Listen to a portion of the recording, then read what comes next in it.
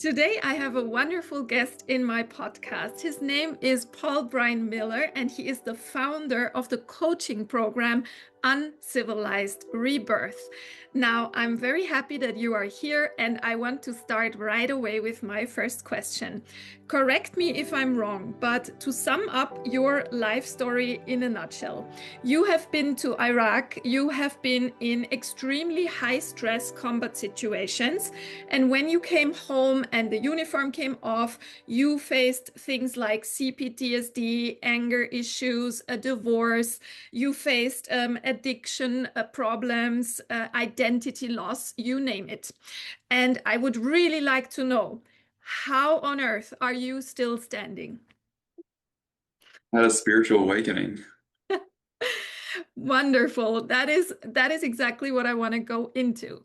Now, I have had something similar to that as well.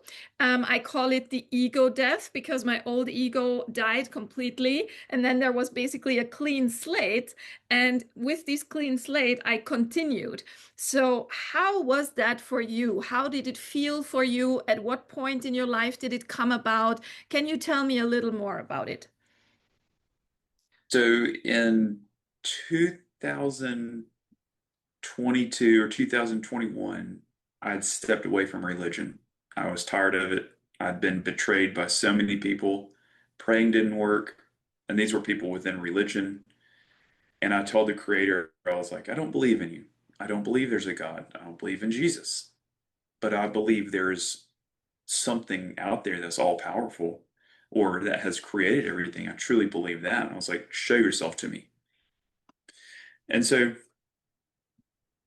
that like opened the door because in the fall of 2022, I started having these supernatural experiences. And the best way to describe it is my soul was brought to the surface. I was shown what my ego was. I was shown what my life mission was. I was awakened to my past lives where I actually had these memories and I experienced some of my primary past lives. And that took about 3 months. I didn't go to an Ibogaine treatment.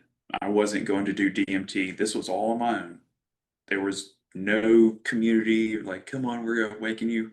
Like, this was like the creator picking me and like, all right, you asked for it. And for 3 months, it was just supernatural event after event. For like 2 weeks, you were talking about the ego death. There was about a 2 week period where I had no idea who I was. I didn't have an identity, but I had to experience that to realize, like, oh, I am not an identity. But I felt so naked and vulnerable. I was just like, I don't know who I am. But that was like a great place to start. Yes, exactly. I also experienced it as a form of freedom because no matter what somebody paints me, somebody can paint me the villain, somebody can paint me the hero, somebody can paint me the social media content creator, I don't know what. It doesn't really matter because I don't have to, step into a role that someone from the outside gave me because I can be everything and nothing at the same time, and that's perfectly fine. So that is why I experienced it as a relief, so to say.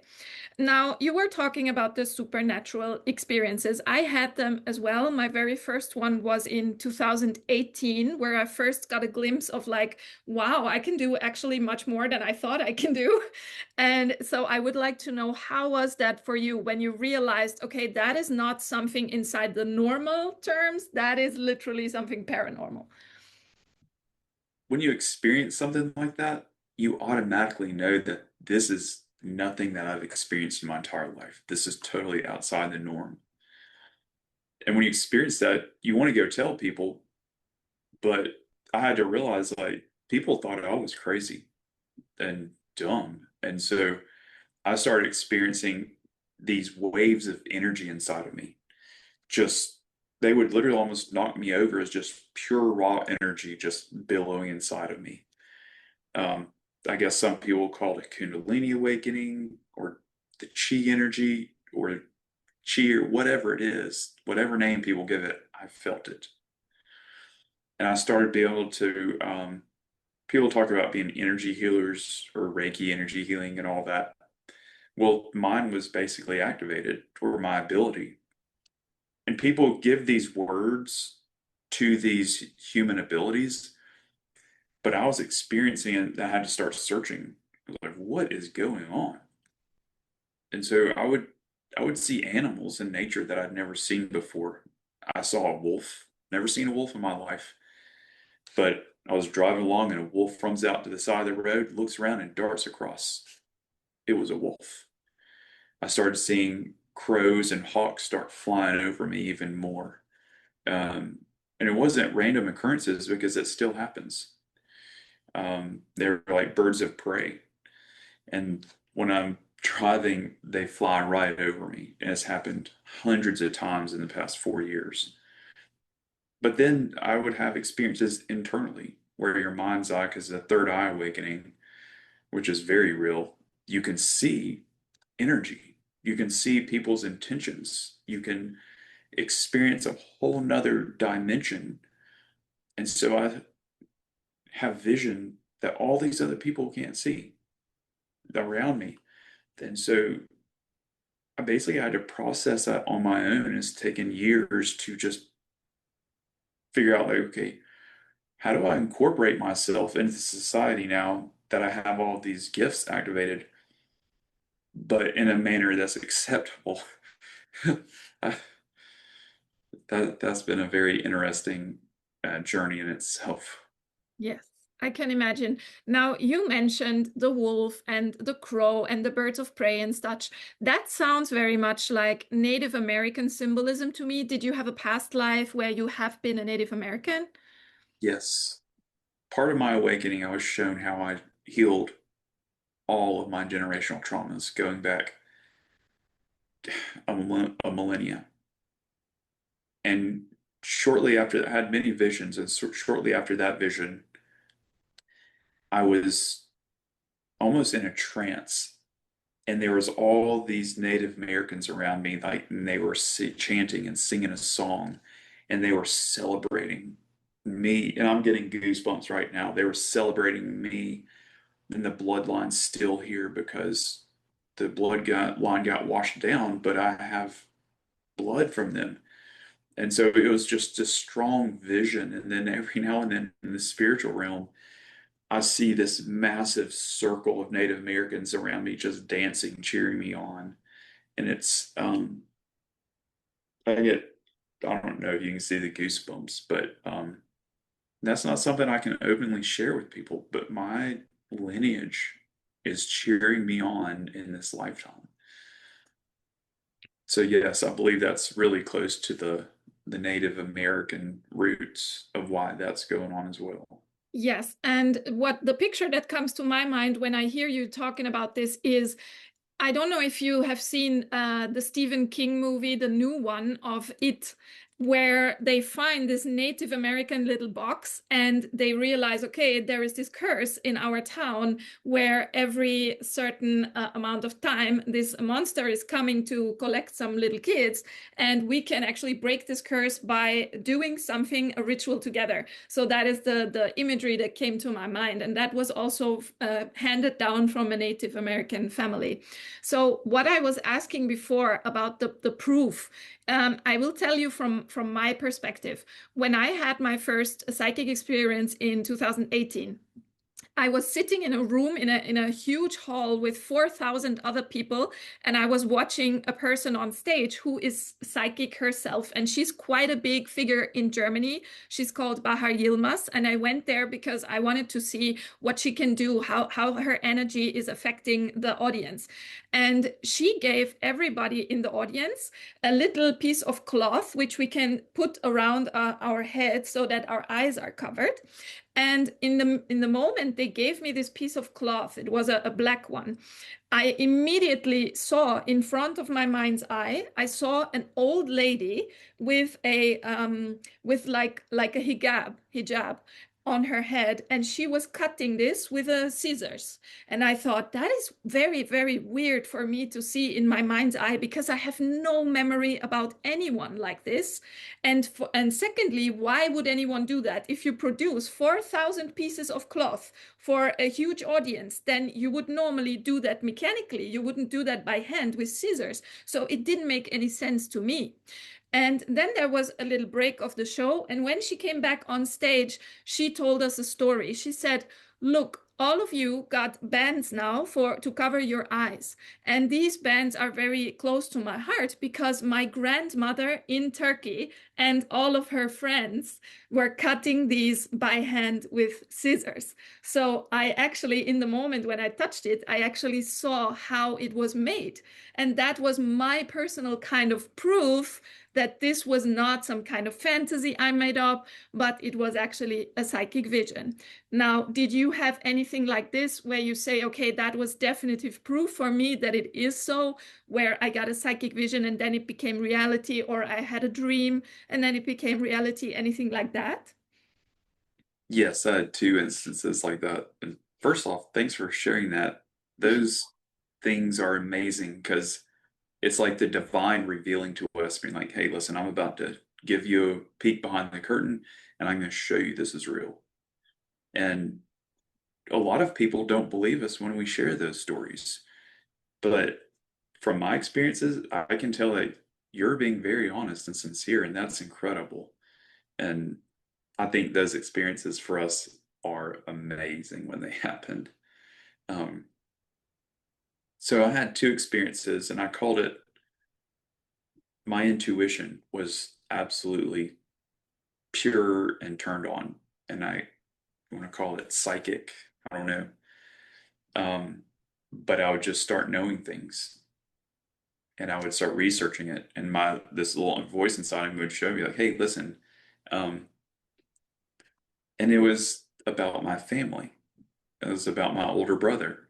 And it's like, look up the guy that your mom dated before she married your dad. And this was like I was at it, I was running a business. I was trying to remodel a house. I was in college and my mind wasn't thinking about this at all. So I was sitting there at work and I was like, okay. So I started looking him up. And lo and behold, I discovered that this dude has a son also, but he and my older brother look exactly alike.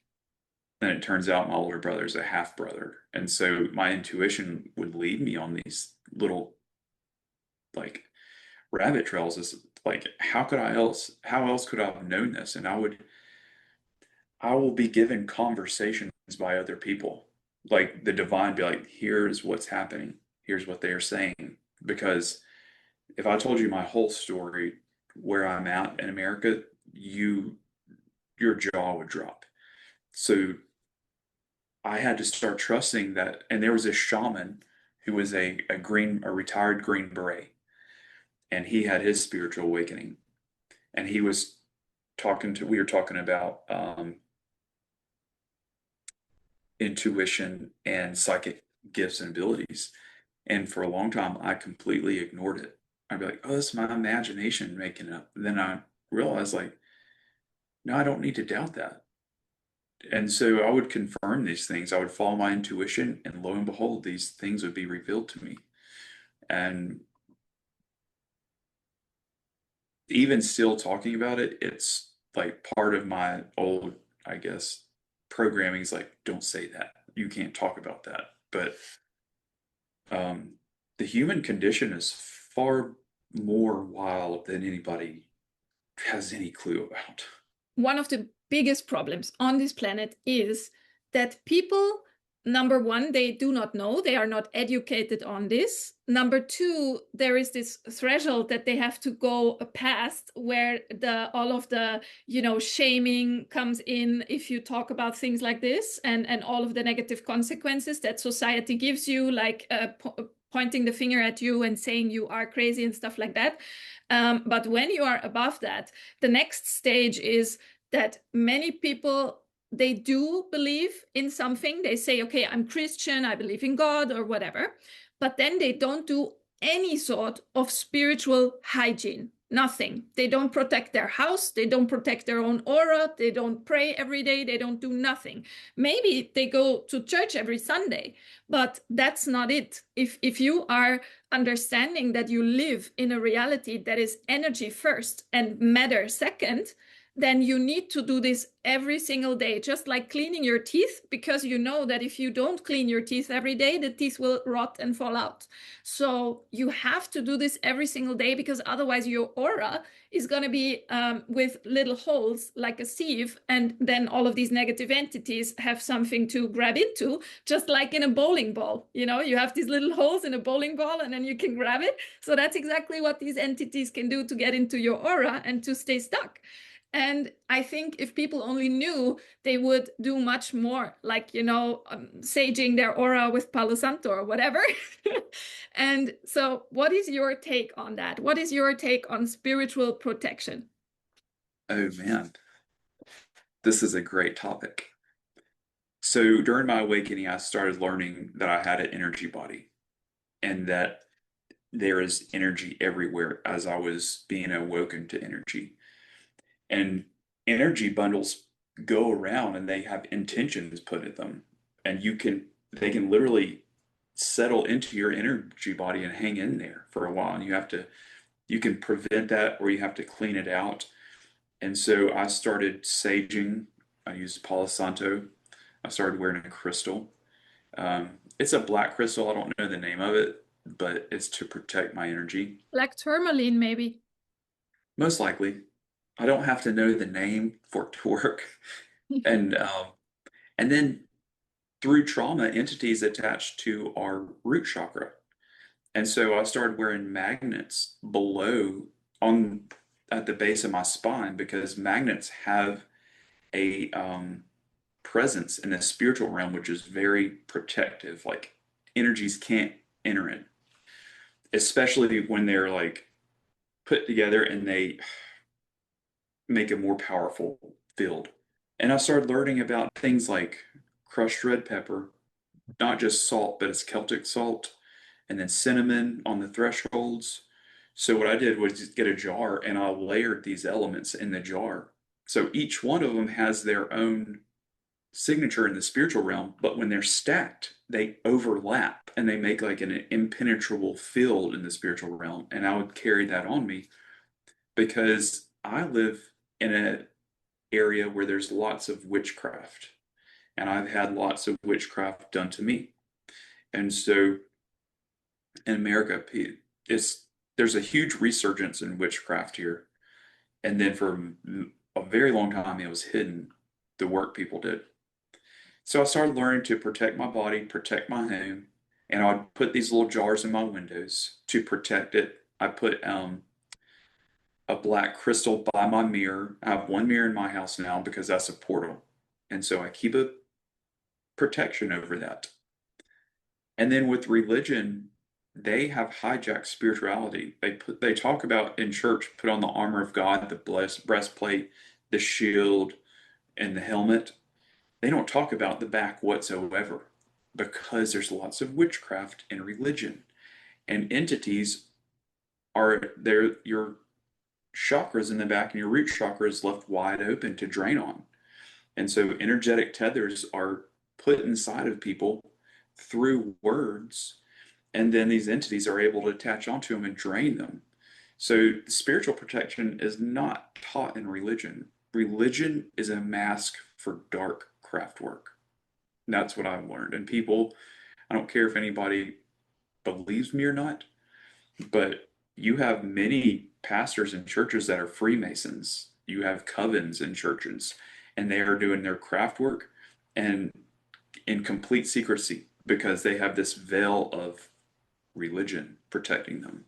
So several things have come up. Number one, I always think in movie scenes because that's a very good connection for me to understand things. So when you were talking about stacking the energies of different kinds of salts and different kinds of other things, that reminded me very much of a scene in The Last Witch Hunter with Vin Diesel, where he sees the witch, and she's actually a good witch in that movie.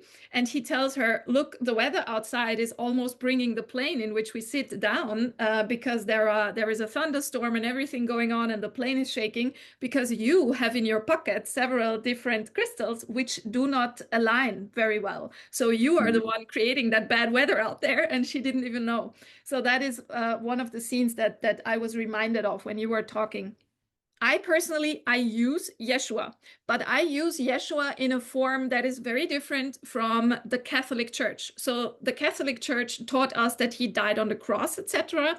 I believe in a Yeshua that was alive a few thousand years ago, and he was basically like Siddhartha. He traveled the world, he tried to gain as much spiritual knowledge as he could, and then in the end, he was an awakened soul. And he tried to tell people, look, God is inside of you. I am that I am, is what he said.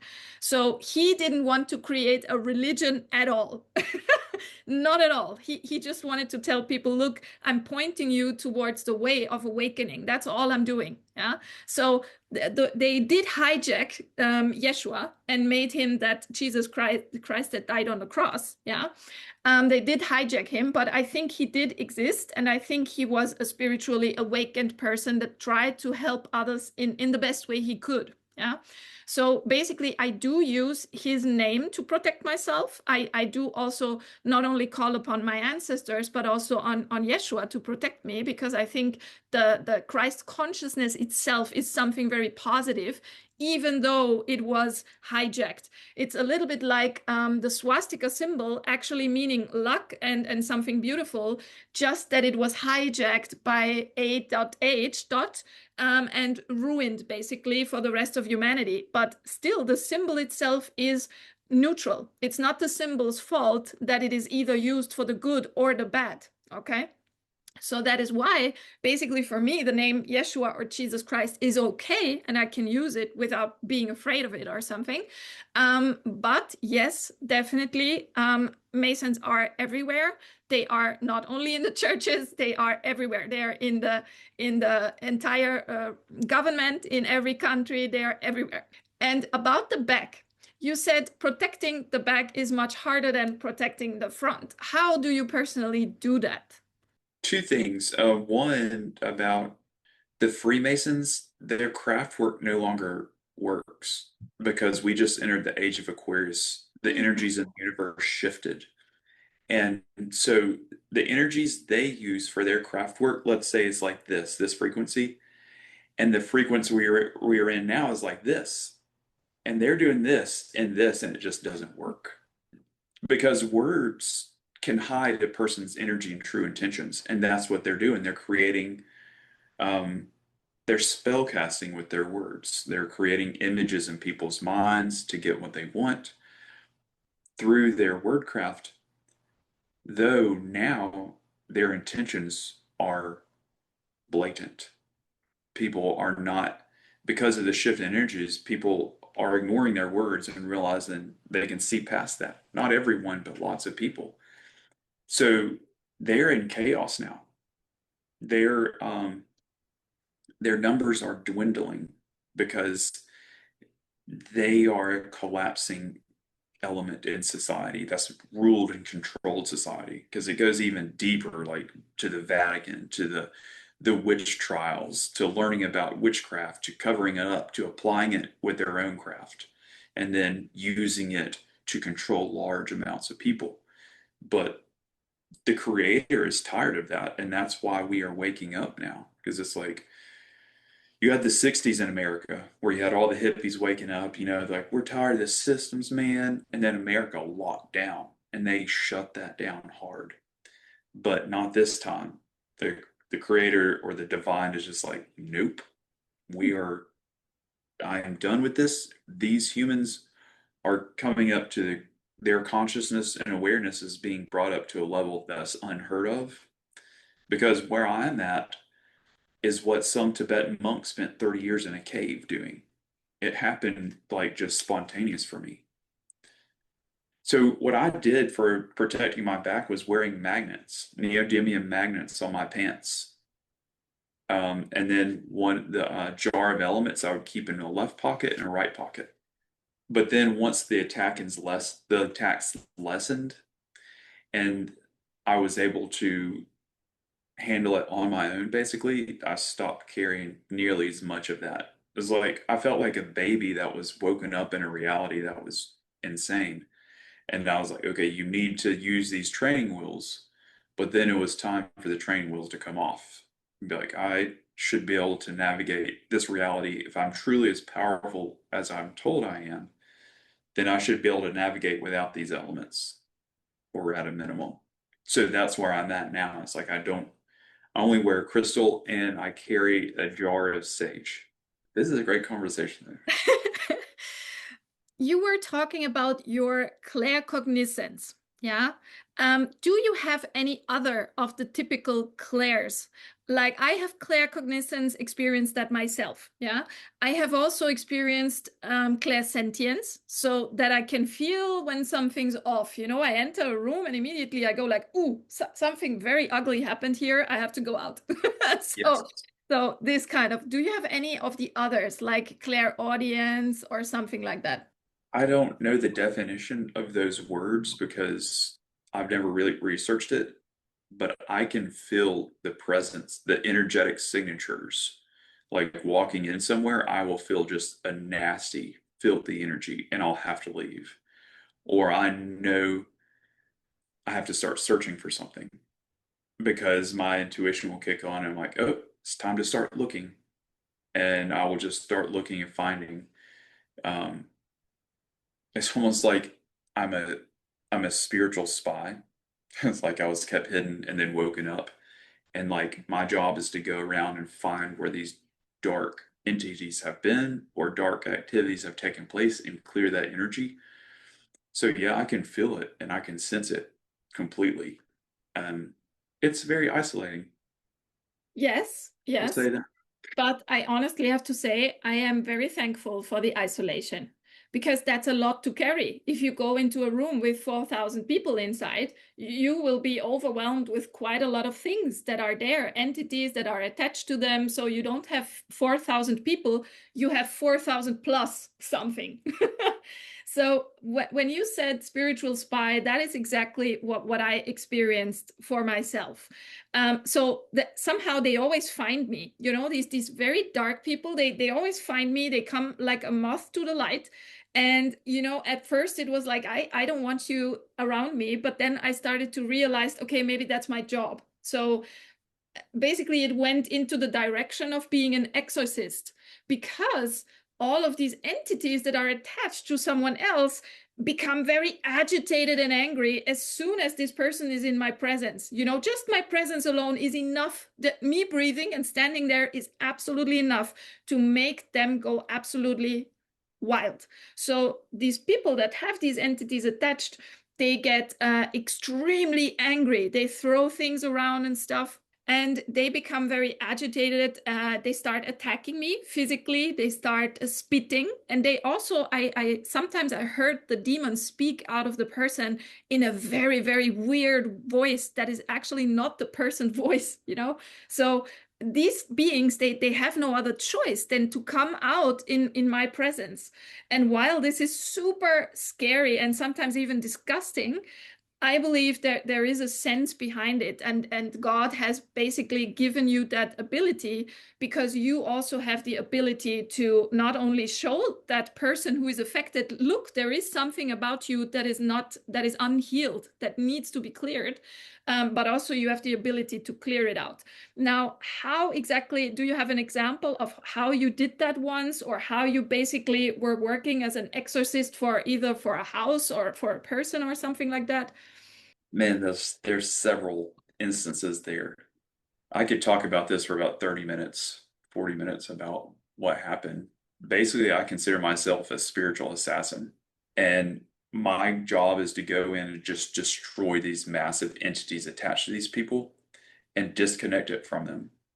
And so like I'm literally, I wouldn't call it astral projecting, but I am like half in the spiritual, half in my physical when I'm around a group of people and I'm just searching and like I immediately know and I just lock in and here's how I clean their spine. Basically, that's where they have the attachments at. Like not on their physical spine, but in that vicinity in the spiritual realm is I draw a three-dimensional triangle with a square base, and then I flip it. So there's two of them, and then they spin in opposing directions.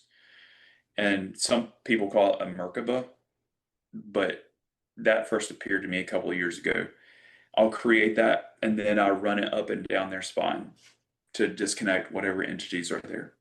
And I'm getting goosebumps now just talking about that. And then what I do is I just expand my energy to encompass everyone. Whereas like I'm putting a sphere of protection over all of them and cleaning them. Because now that we're in the age of Aquarius, those entities are like phasing out. They can't exist in that realm. So it's like there's a shadow there still trying to have control and drain their energy and work evil through them, but it's like phasing out. It's going away. So like I just gave it the last bump of disintegration, basically. It's like just gone.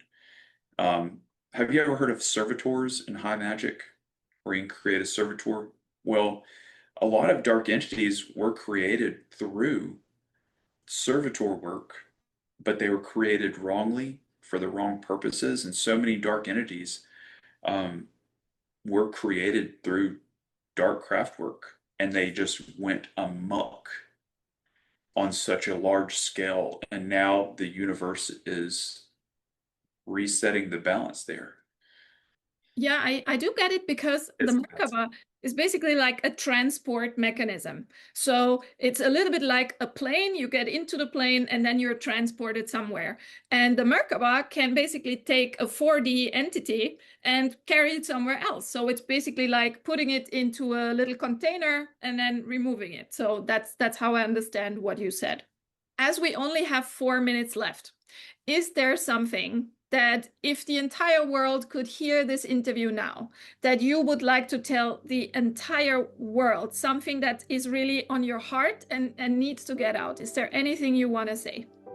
we're entering a new dawn of humanity, and mass healing is on the way.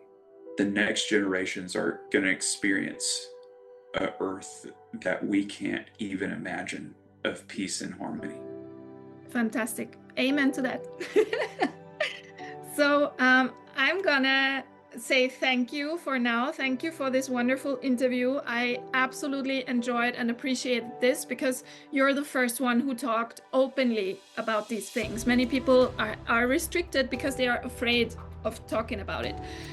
So I'm very thankful for that, and thank you for being here. You're very welcome. Very welcome. And thank you for giving me space to share that.